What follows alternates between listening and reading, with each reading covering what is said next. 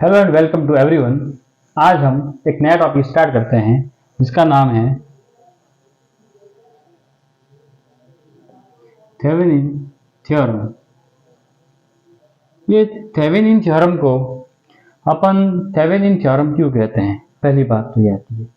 तो इसे Thevenin theorem इसलिए कहा जाता है क्योंकि इस थ्योरम को जो इन्वेंट करने वाले थे उनका नाम था इंजीनियर एमएल थेवेनिन। जो इंजीनियर एमएल थेवेनिन थे वो एक फ्रांस के इंजीनियर थे।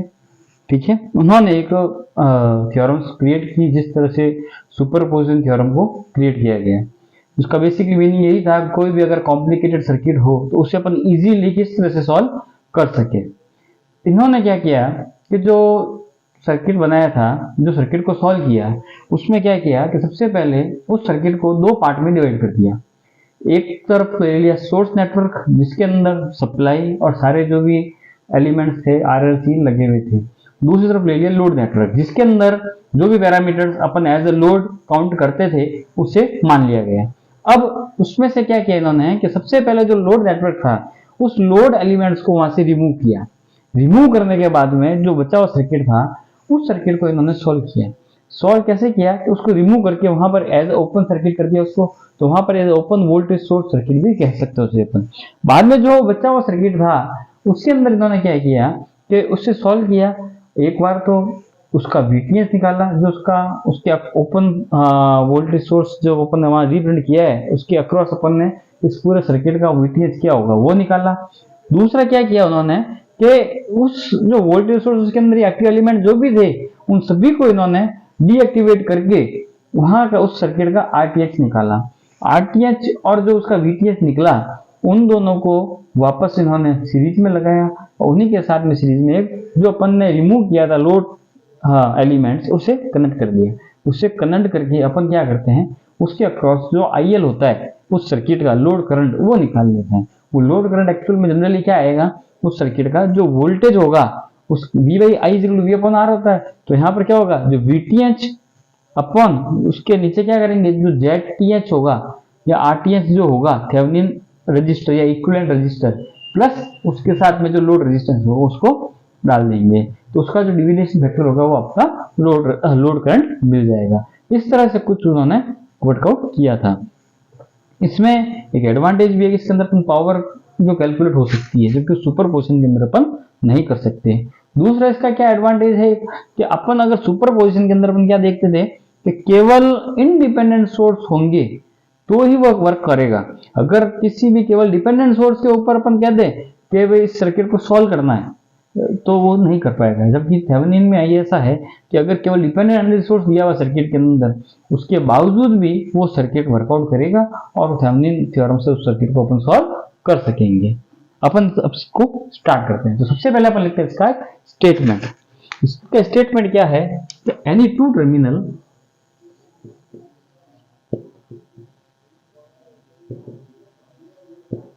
Comma linear comma bilateral network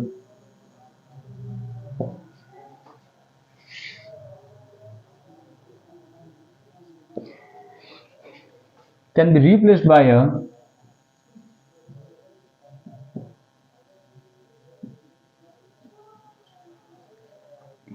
circuit consisting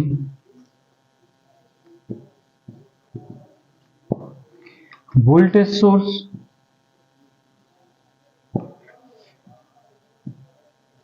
that is VTH, ठीक है, in a series with a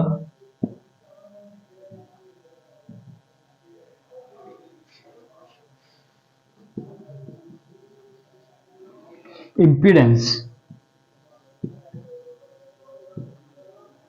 that is ZTH। ठीक है, तो ये क्या कहता है कि एक कोई भी अपन ने टू टर्मिनल लीनियर या बाइलेटरल नेटवर्क लिया है जिसको अपन ने रिप्लेस कर दिया एक सर्किट के अंदर, उसको जो उसके अंदर क्या आएगा, एक तो वोल्टेज सोर्स आएगा जिसे अपन VTH नाम दे देंगे और एक सीरीज में उसके इंपीडेंस है जिसे ZTH नाम दे देंगे। ठीक है, अब ये जो सर्किट होगा उसके अंदर क्या क्या वर्ड यूजुअली मेनली ये देखिए, एक तो टू टर्मिनल होगा, एक लीनियर होगा, एक बाइलेटरल होगा।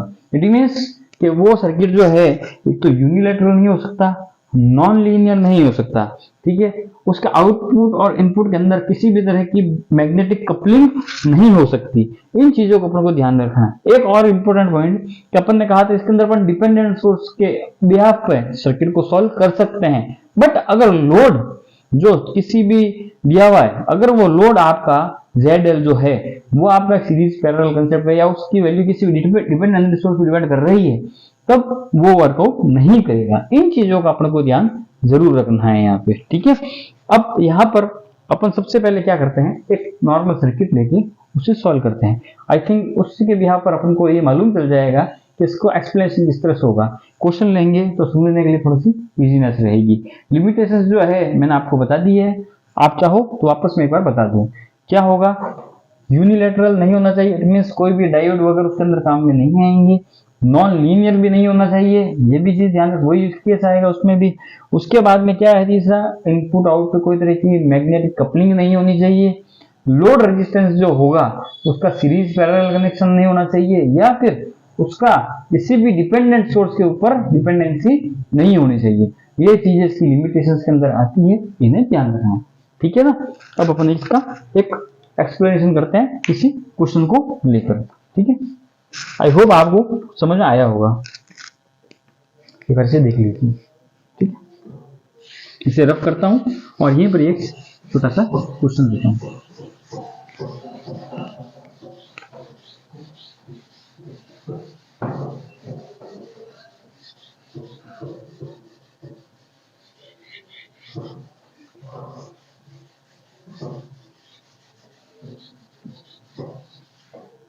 ये थोड़ा सा ये थोड़ा सही हो गया, ठीक है ना। ये मेक अ सर्किट, अपन एक सिंपल सा सर्किट लेते हैं। अगर एग्जाम के अंदर एक्सप्लेनेशन पूछा जाए तो आप एक्सप्लेनेशन की बजाय वहां पर R1 R2 R3 इस तरह से करने की बजाय एक इस तरह का सर्किट बना दीजिए और उसे सॉल्व कर दीजिए, वो ज्यादा अच्छा रहेगा, है ना। यहाँ पर एक बैटरी सोर्स लगाया हुआ है जो 60 वोल्ट का है, उसके अलावा 4 रेजिस्टेंस दे दिए हैं। तो ये क्या कह रहा है अपन को, यहाँ पर सबसे पहले जो 24 ओम है इसके अक्रॉस इसे अपन RL मान रहे हैं। क्या मान रहे हैं इसको, RL मानते हैं। तो अगर इसको अपन RL मान ले तो इसके अक्रॉस अपन को क्या करना है, थेवेनिन थ्योरम से सॉल्व करके करंट निकालनी है। ये समझ में आ गया अपन को। अब अपन क्या करेंगे, सबसे पहले यहाँ पर इसे ओपन कर देंगे, तो आपका जो नया सर्किट बनेगा वो कुछ इस तरह का होगा, देखिए।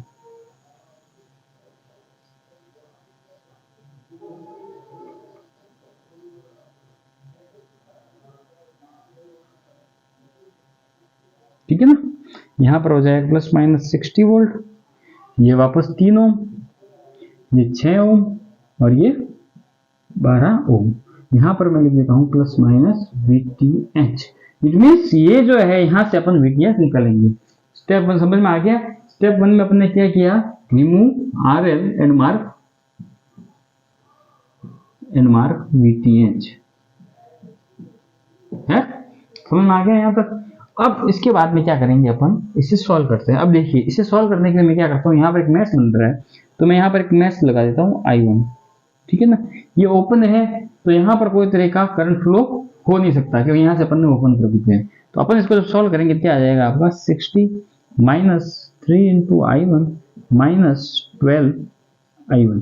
अब यहाँ पर देखिए बहुत सी जगह पर अपन क्या करेंगे, यहाँ पर I2 की वैल्यू क्या एक्चुअल में 0 हो चुकी है, तो I1 माइनस I2 अगर करेंगे तो 0 होगा, इसीलिए अपन ने यहाँ पर केवल I1 लिखा है, ये ध्यान रखना, इज इक्वल टू 0, ठीक है। अब इसे वापस सॉल्व करते हैं तो क्या आ जाएगा 60 minus 15 I1 is equal to 0, 60 is equal to 15 I1, so the I1 is equal to 4 ampere. आ गया आपका, है ना, I1, हाँ सॉरी I की वैल्यू आ गई आपकी 4 एम्पियर I1 यहाँ पर, ठीक है। अब अपने पास I1 की वैल्यू आ गई। I1 की वैल्यू के बाद में अपन क्या करेंगे, इसमें VTH की वैल्यू निकालेंगे। VTH निकालेंगे तो VTH क्या करेंगे, देखिए बहुत इजी है VTH निकालना, कुछ भी नहीं करना है। जिस तरह से अपन इसके अंदर KVL लगा है उस तरह इसमें KVL लगा दें, है ना। अब मैं यहाँ लिख देता हूँ फाइंड VTH। तो VTH मैं यहाँ से स्टार्ट करता हूँ, सबसे पहले VTH लिख दिया, यहाँ से यहाँ है -2 प्लस का प्लस का, फिर माइनस का 6 इंटू 0 एम्पियर माइनस का 12 इंटू 4 लिख सकते हैं, यही होगा, इज इक्वल टू 0। अब इसे सॉल्व करें तो VTH इज इक्वल टू क्या हो जाएगा, 12 चौक उधर हो जाएगा 48 हो जाएगा ये। तो ये आपका आ गया VTH की वैल्यू, आ गया VTH। ठीक है, यहां तक कोई प्रॉब्लम। अब अपन क्या निकालेंगे इसके अंदर, RTH। RTH भी बहुत इजी है निकालना। RTH में क्या करेंगे, ये जो सर्किट दिया हुआ है इसी सर्किट को मैं यहाँ पर वापस बना देता हूँ। देखिए यहाँ पर ये वोल्टेज सोर्स को शॉर्ट कर दिया, फिर यहाँ पर कुछ इस तरह का बन जाएगा, ये 6, ये 12 ओम और ये 3 ओम। अब देखिए आपके यहाँ पर 12 ओम और 3 ओम तो हो गए पैरेलल में, तो और इसके बाद में ये साथ में सीरीज में, तो इस तरह का सर्किट बन जाएगा ये। तो 12 क्या 36/15 ये होगा, और यहाँ पर कितना हो जाएगा आपका 6 ओम, तो 36/15 प्लस 6 कर देंगे वापस, 3 से काट देंगे चाहो तो इधर आ जाएगा आपके 12 और इधर आ जाएगा आपका 5, है ना। तो 12 और 5 आएगा, तो मैं डायरेक्ट यहाँ पर लिख देता हूँ 12/5 प्लस 6, तो 6 अपने 30 प्लस 12 42/5, ये इसकी वैल्यू आ गई, है ना। 42/5, 42/5 को चाहो तो काट दो, पॉइंट में आ जाएगा। 5 से इसको काटेंगे तो 8 बार जाएगा, 5 8 जा 40, पीछे रहे 2 पॉइंट लगा 4 लग जाएगा, या नहीं, 5 चौक 20, यही होगा, तो 8.4 ओम। ये आपकी वैल्यू आ गई किसकी, RTH की। ये आपकी आ गई RTH और ये आ गया आपका VTH। ठीक है, अब आपको क्या करना है, ये क्या कह रहा था, उन दोनों का आप सीरीज में कर दीजिए। तो मैं इसका एक इक्विवेलेंट सर्किट बनाता हूँ यहीं पर ही, समझ में आ जाएगा आपको लगता है। फिर मैं एक बार इसको थोड़ा सा रफ कर देता हूँ, आपको इजीनेस रहेगी यहाँ पे। अब यहाँ पर देखिए मैं सर्किट बनाता हूँ VTH का, एक सिंपल सा सर्किट है।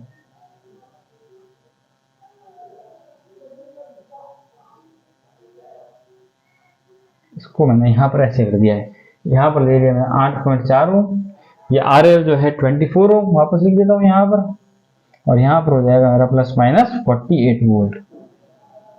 तो मेरा जो करंट फ्लो होगा यहाँ पर IL वो कितना होगा, 48 डिवाइडेड बाय 24 और 8 कितने हो गए 32.4। और इसको जब सॉल्व करूंगा तो मेरा IL की वैल्यू आ जाएगी 1.48 एम्पियर। इस तरह से अपन इसकी वैल्यू निकाल लेंगे। ठीक है, तो ये है आपका एक थेवेनिन सर्किट है जो अपन ने सॉल्व किया है। थेवेनिन थ्योरम से अपन ने एक सर्किट को सॉल्व किया है और अपन ने उसके अक्रॉस एक लोड करंट की वैल्यू को निकाला है। आगे जब दूसरे वीडियोस बनाएंगे तो उसके अंदर अपन ट्राई करेंगे इसके दूसरे और भी जो अलग न्यूमेरिकल है अलग अलग टाइप्स के, उन्हें ज़्यादा से ज़्यादा सॉल्व करें जिससे आपको प्रॉब्लम ना आए किसी भी क्वेश्चन को सॉल्व करने के अंदर। हो सकता है एक दो स्टेप मैं ऊपर से करके आया हूँ जो उसको मैं बोल के बताया है या फिर लिख के बताया है, तो उसे आप वापस समझ लीजिए। अगर कहीं प्रॉब्लम आए तो इसे वापस देख लीजिएगा। जैसे यहाँ पर मैंने IL इजिकल टू डायरेक्ट लिख दिया है ये, जबकि हालांकि मुझे ऐसे लिखना चाहिए था IL is equal to VTH upon RTH plus RL, और VTH की वैल्यू है 48 अपॉन RTH की वैल्यू कितनी है 8.4 प्लस RL है 24। इनको सॉल्व किया तब मेरी ये वाली वैल्यू आ गई 1.48 वैल्यू आ गई, है ना। ये वैल्यू मेरी इससे आ गई। तो मैंने एक बार इस चीज को वापस यहाँ पर समझा दिए। हो सकता है यहाँ पर अगर आपको कोई प्रॉब्लम आई हो तो वहां पर आप वापस इसको देखकर समझ सकें। और ऐसी आगे और वीडियो देखने के लिए हमसे जुड़े रहिए। वीडियो देखने के लिए धन्यवाद। Thank you very much.